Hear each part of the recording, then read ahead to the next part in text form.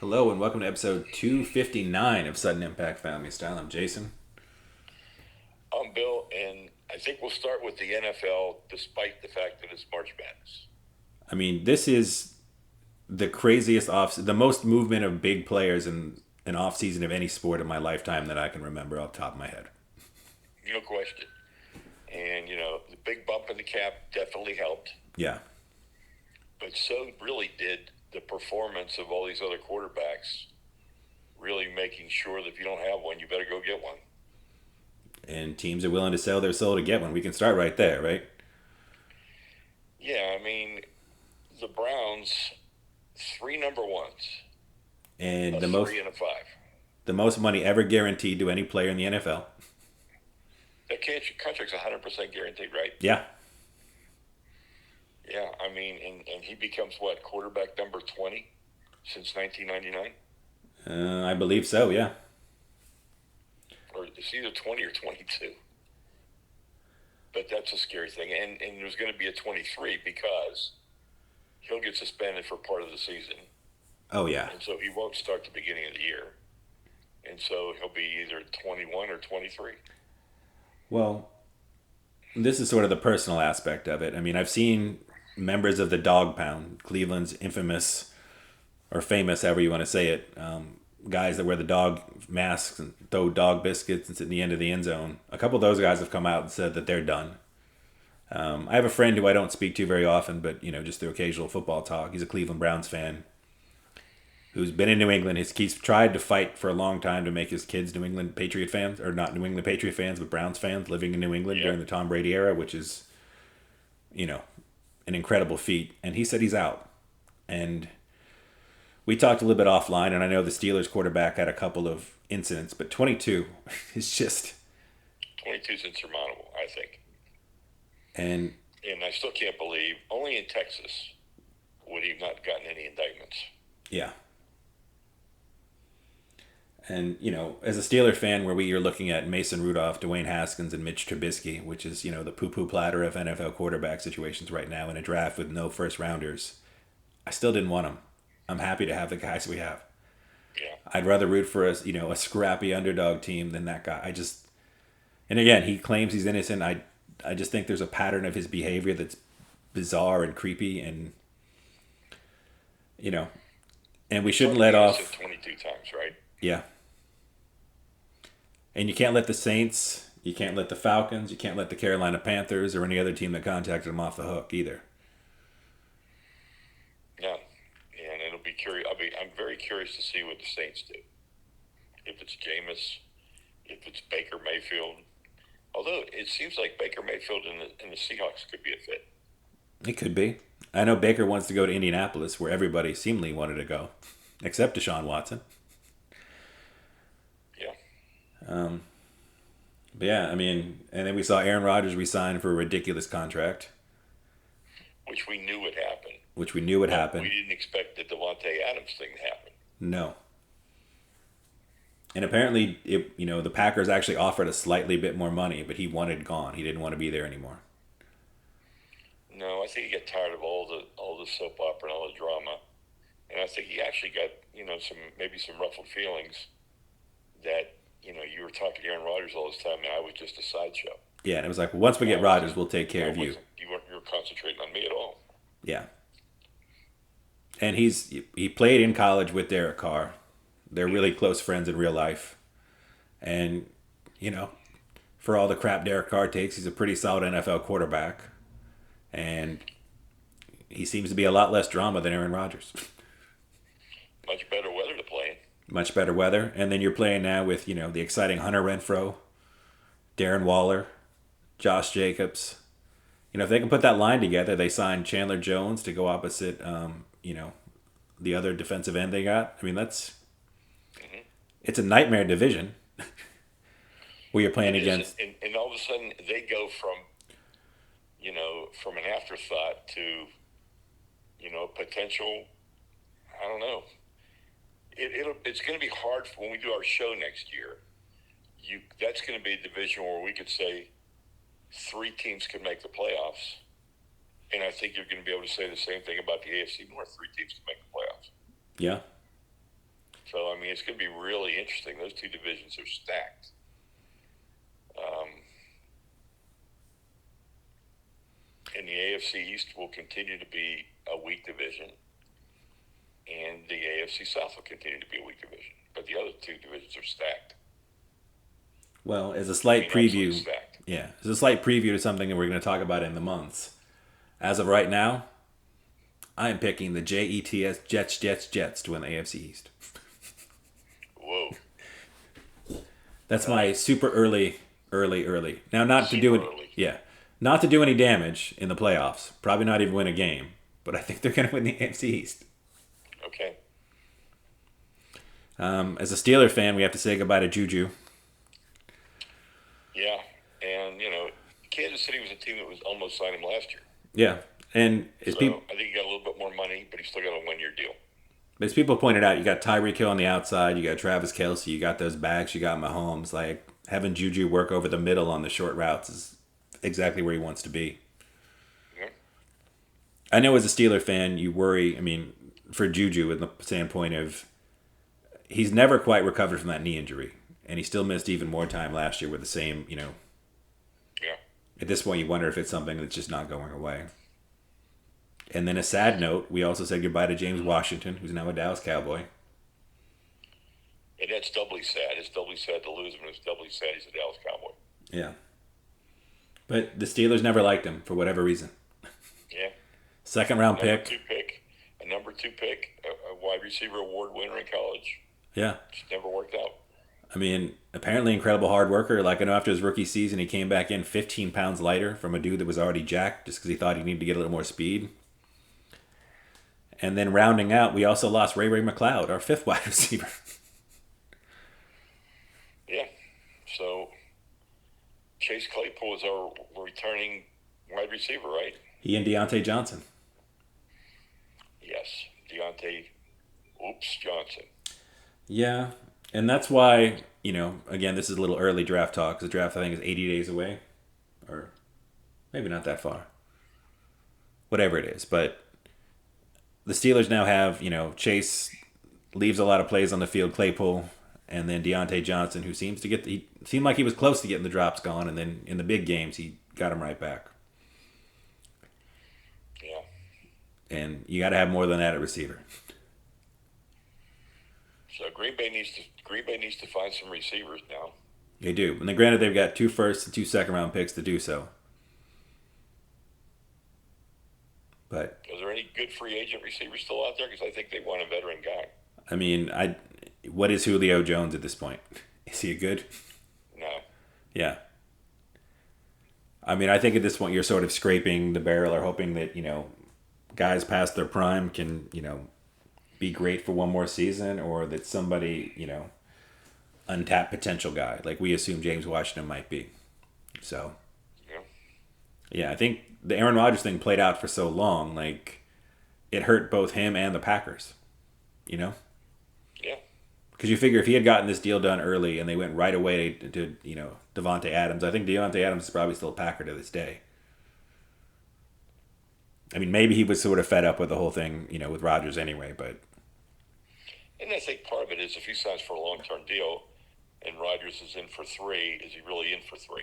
Right. The way the contract is structured in the NFL and his specifically, like, it looked like a 3-year, $150 million extension, but it could be a 1-year deal where he's gone at the end of the year. Yeah. Because NFL has funny money where it just doesn't seem to matter. Well, I'll be curious to see who ends up being the quarterback in Seattle, who ends up being the quarterback in New Orleans. Carolina needs a quarterback because Sam Darnold doesn't seem to be the guy. 3, so we'll see. And I'll be curious to see if there's any room for Jimmy G as a starter. I think it's tough for 2 reasons. I think, one, he's coming off that shoulder injury. And, now that free agency is pretty much over, it's not like the 49ers need that $20 million on their cap. And if I'm bringing in Trey Lance, even if I really like what he does, he is a guy that likes to move and run. If I'm a Super Bowl contending team, I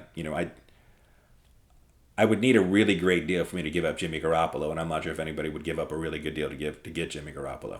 Yeah, I think maybe you hang on to him, and maybe somebody goes down early in the year before the trade deadline, and you've got an asset. Yeah, and if not, he walks away, signs somewhere as a free agent, and you recoup the third round compensatory pick most likely from him.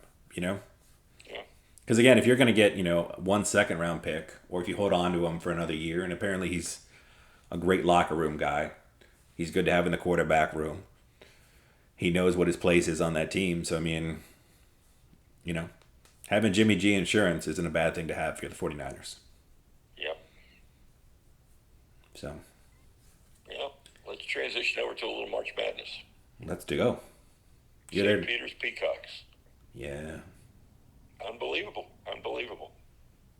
Especially because I was listening to Talking Heads, and Charles was saying, despite the fact he's an Auburn guy, that he thought Kentucky was the team that could go all the way from the SEC, and then an hour and a half later, they were gone.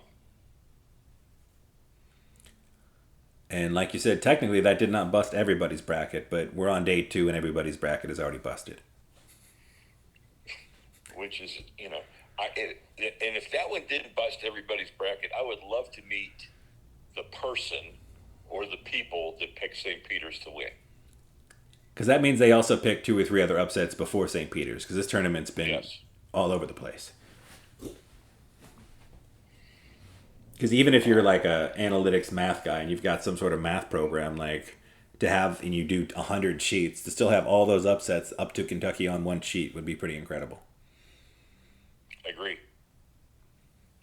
Now, I was at the games in Pittsburgh, and I saw one of the worst college basketball games I've ever seen. No. Ohio State, Loyola, and they were both hideous. Yeah. I mean, Ohio State won, but Loyola was absolutely hideous.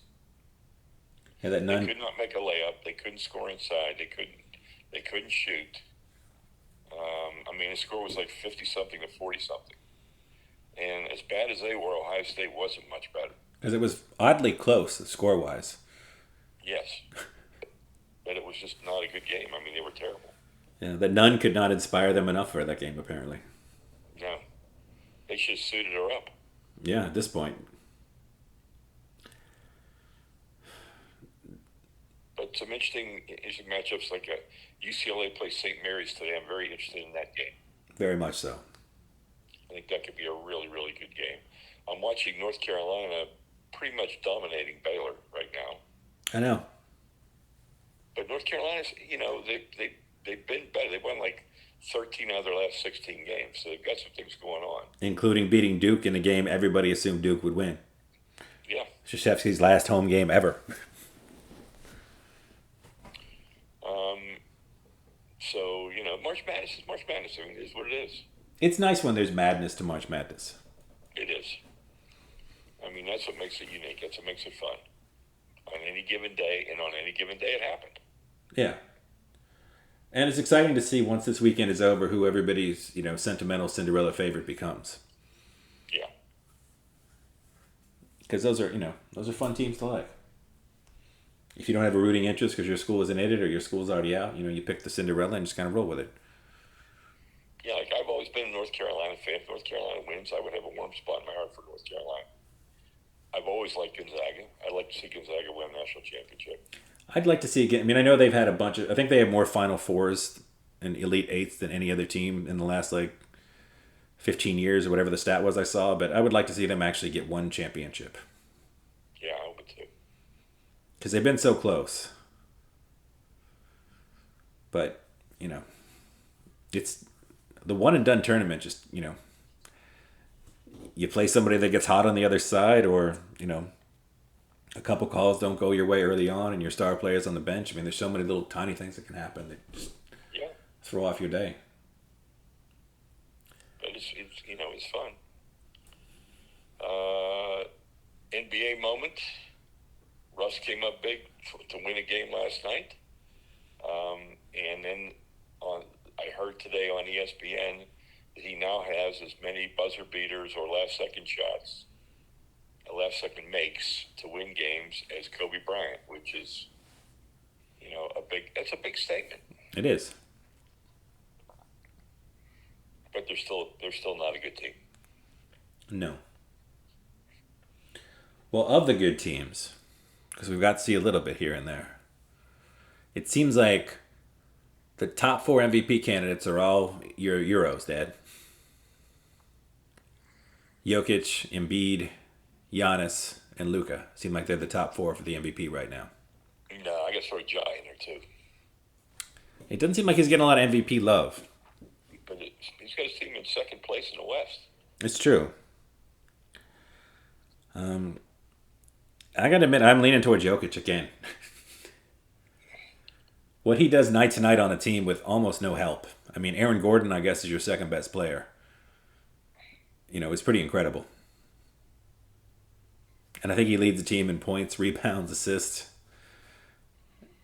Yeah.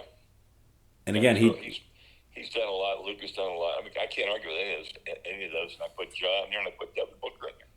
and obviously Embiid has had a fantastic season as well. Yep. And then Giannis is the forgotten superstar who, the Bucks are slowly creeping up to the 2 seed. He's like LeBron was. I mean, LeBron could be MVP every year. I mean, you take Giannis is he's been dominant for so long. He's kind of taken for granted, and you look at the new flavor coming up, and it's always more attractive, more interesting. Yeah, because they haven't been there before. And Giannis has that rare ability of not just being a great offensive player, but he's in the conversation for Defensive Player of the Year every single year, and he might win it this year.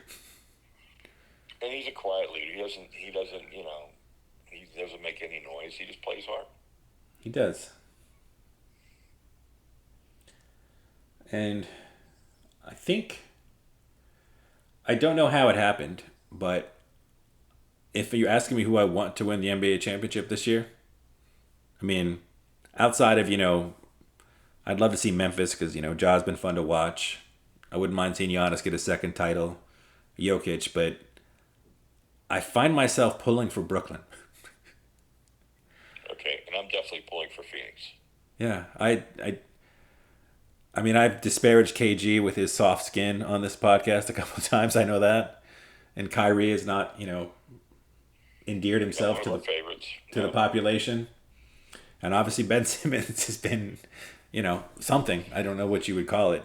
You try to, but I like Steve Nash, and I'd love that. I just really love that 76ers game where they just came out and just stomped them. It was, It's going to be interesting. I mean, we're getting close. We're down to about the last 4 weeks. We've still got about 4 weeks left.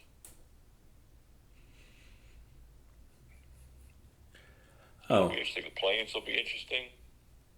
I kind of, like I said, I'm a fan of the play-in system. As a consumer, I think it's exciting, Yeah. I mean, I think if I finished, it's 7, 8, 9, 10? Yeah. If I finished 7th, I think I'd be a little upset about it. I think it all depends. Like if it's one of those years where there's a clear differential, when you're 8 games ahead of the 8th seed. But usually that 7, 8, 9, 10 are so stacked where it's like, a separation of 5 games between all those teams. Like, I don't know if you have a lot of room to stand or complain about it, Mm-hmm. I had a baseball thought, Dad. Okay. I was thinking about, baseball is still making quite a bit of money, right? Yes. But I was also thinking...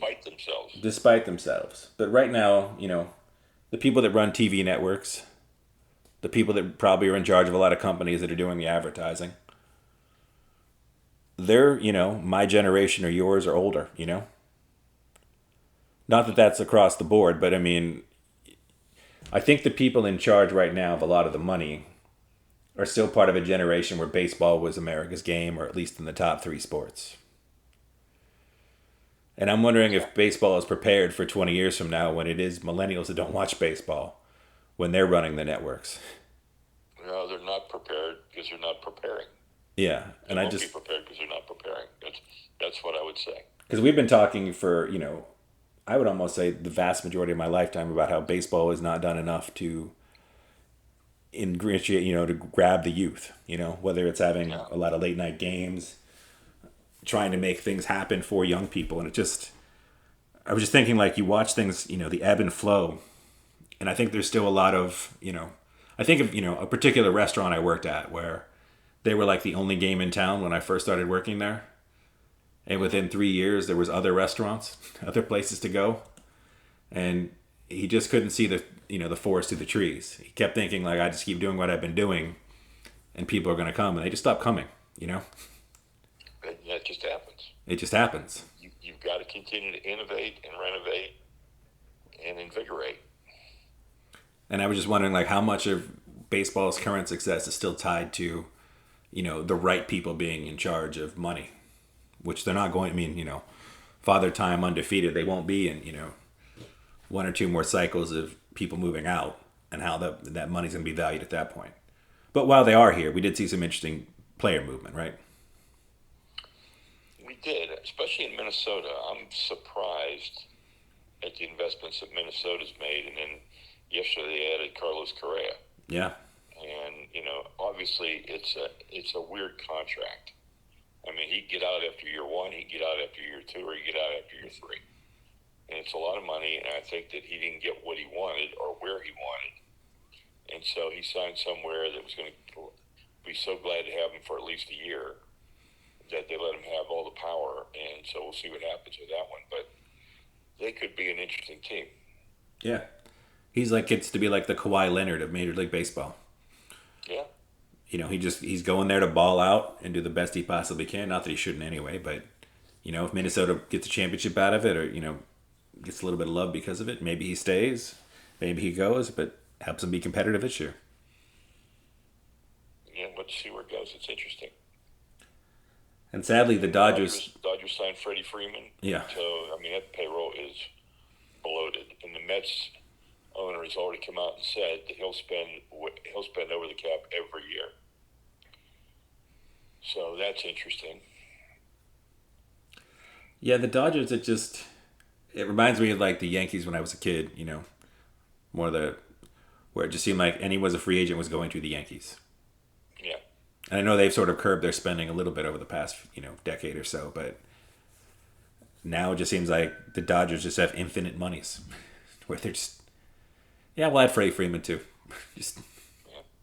Well, we know when they do the national telecast, it's either going to be the Dodgers, the Yankees, the Mets. It's going to be the same teams, the Braves, on all the time. It's not going to be any different. No. And those teams are going to battle it out, and you're not going to grow the game if those are the only teams you ever see. No. Just to bring it full circle back to our football conversation, this is delusional on my part, but I'm somehow buying into Mitch Trubisky renaissance now. And I think that's something you can get in football. Like, you're always going to have a worst to first in the division. Like, everybody's always going to have a chance, whereas baseball, you just don't have that, No, and I admire you for that. I listen to the talking heads. They're talking about, he's he's a really good athlete. He's going to run the offense that Matt Canada has always wanted to run, which is a lot of motion, a lot of sweeps, a lot of, pre-snap motion, not a lot of shotgun. And that's what they showed his stats, the advanced stats where he excelled at that. And I'm like, okay, let's do it. Okay. Well, we'll have to see. Yeah.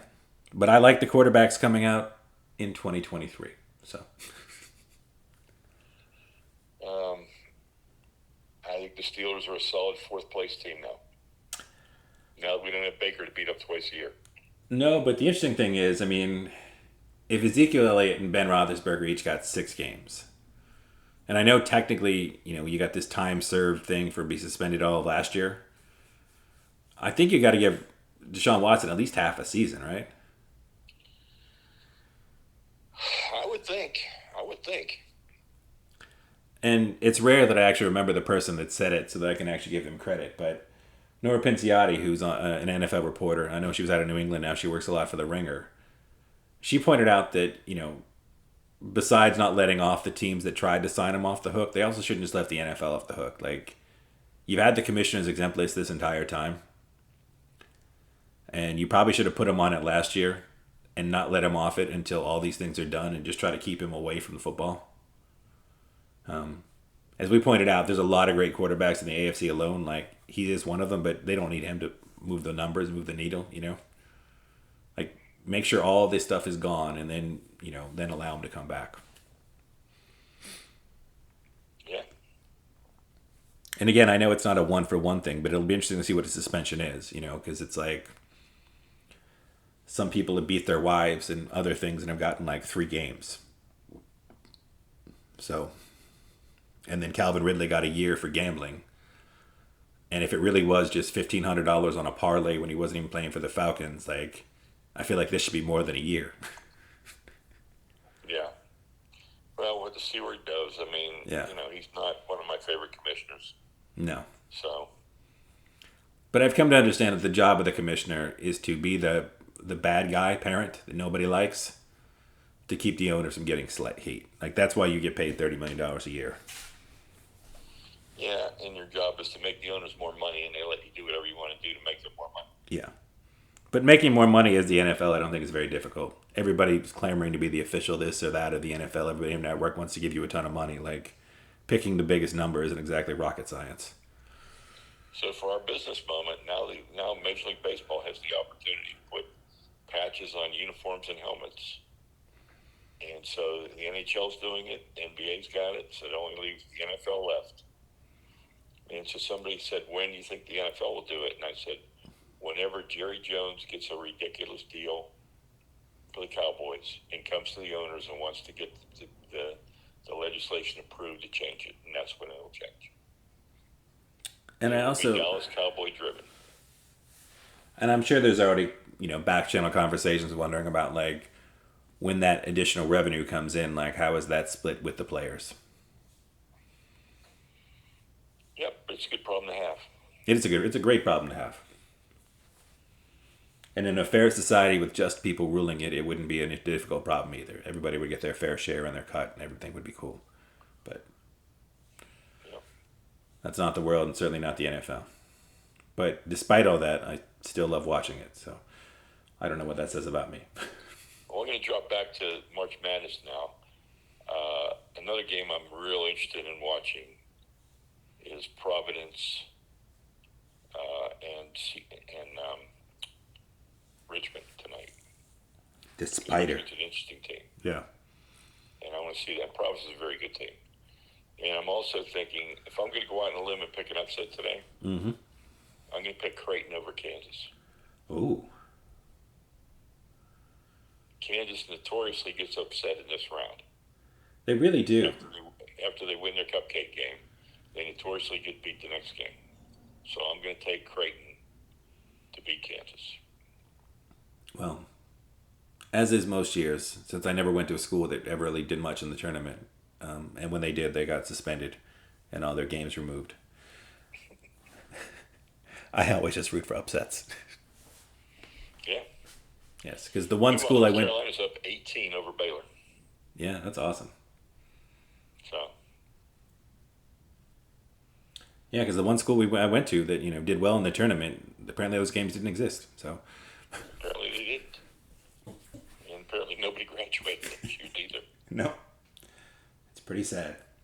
It is. I gotta bring up an entertainment. You haven't started watching Showtime yet, right? I have not. Okay, but I gotta talk about it a little bit. Oh, you go right ahead. I don't think there's a lot of splits. It's technically, history show in a weird way. Yeah. The way that Jerry West is being portrayed is really stirring up a lot of conversation. It seems to be what most people are talking about, is how he's been portrayed like as a maniac. Yeah. So, I mean, it's interesting to watch. I mean, I've heard he's notoriously hard to work with, that it was always his way or the highway, but I've never seen this. I've never heard talk about these temper tantrums and different things, so I don't know about any of those things. But it seems to be the one thing that's got people really talking about it. And, John C. Reilly's doing a great job portraying Jerry West. The guy that's playing Magic's doing a great job portraying Magic. I don't think you're going to see a lot of basketball action in this, because I don't think that's what it's about. It's about all the other things going on. Yeah. But it definitely has my attention. Yeah, I planned on starting, and I was just finishing up another show I was watching. So, It's definitely an interesting watch. Yeah, I just watched a show that actually came out last year on FX called Devs, which is an 8 episode, I guess, miniseries. Does that count as a Hmm. miniseries? Yeah, or It's limited series, whatever you yeah, want to call it. it's written and directed mostly by Alex Garland, who did Ex Machina, Annihilation. He was Danny Boyle's cinematographer, so it's beautifully shot. It's wonderfully acted, and like lots of things, it's a lot of philosophical sci-fi, morality lessons mixed in with a mystery, I would say. Okay. And I really enjoyed it.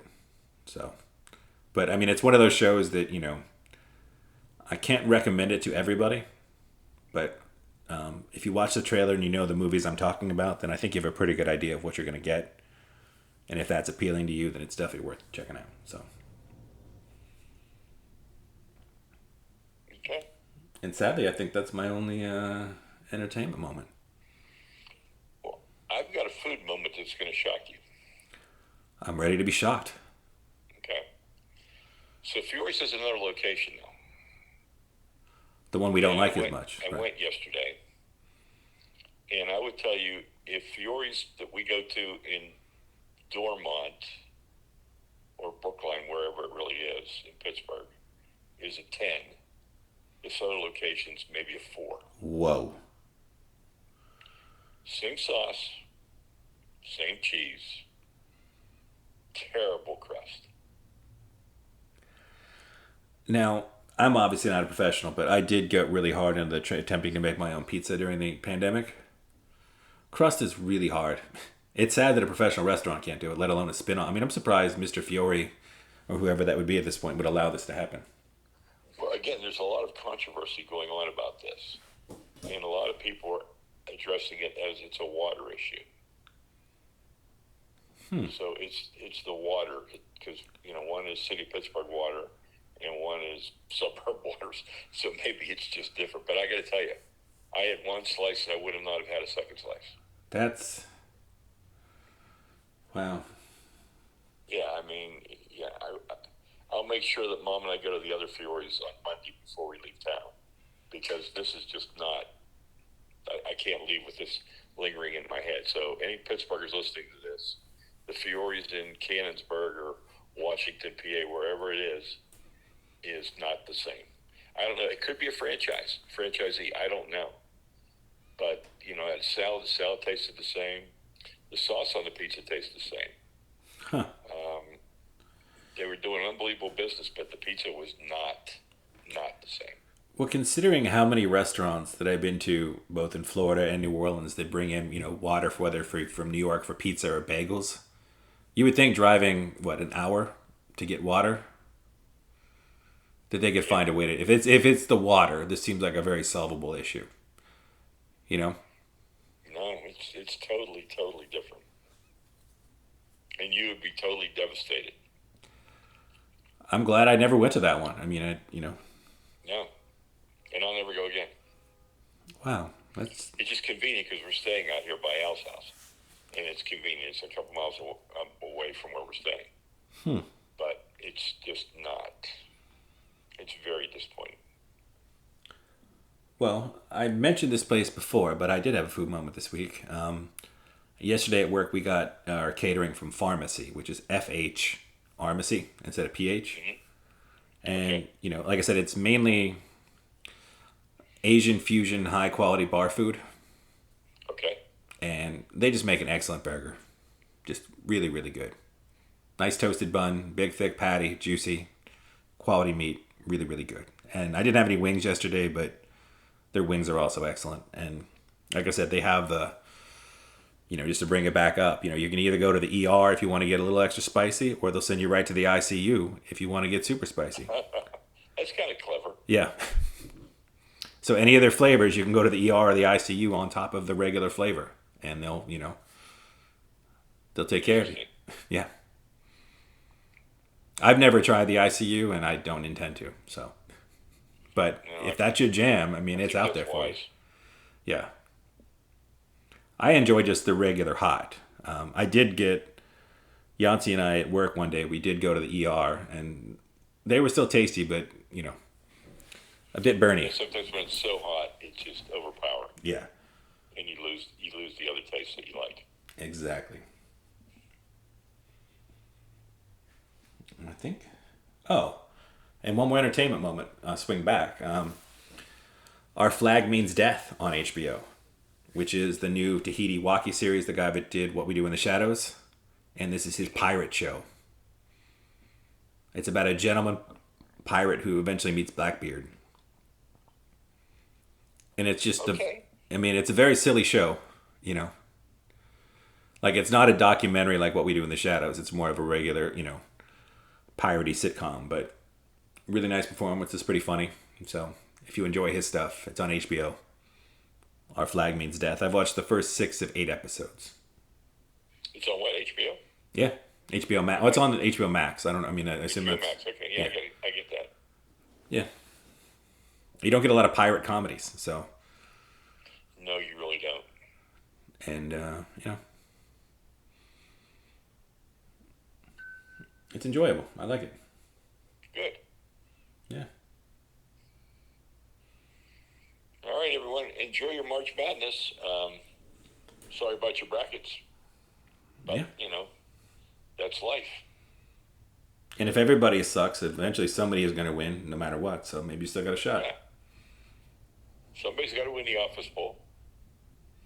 And if everybody's is busted, that means you have just as good a shot as anybody, unless you have Kentucky doing really well. Then you That's probably right. don't. Oh, and in a moment of karma, last week on social media, I was ripping the fact that I didn't think Michigan deserved to be in the tournament. Yeah. And guess which team I have in my pool that we get 8 random teams assigned to us. I got Michigan. So that's my karma paying me back. Now you got to root for them. Yeah. All All right. right, everyone, have a good week. Enjoy what's going on. If you're in the market, go to a spring training game.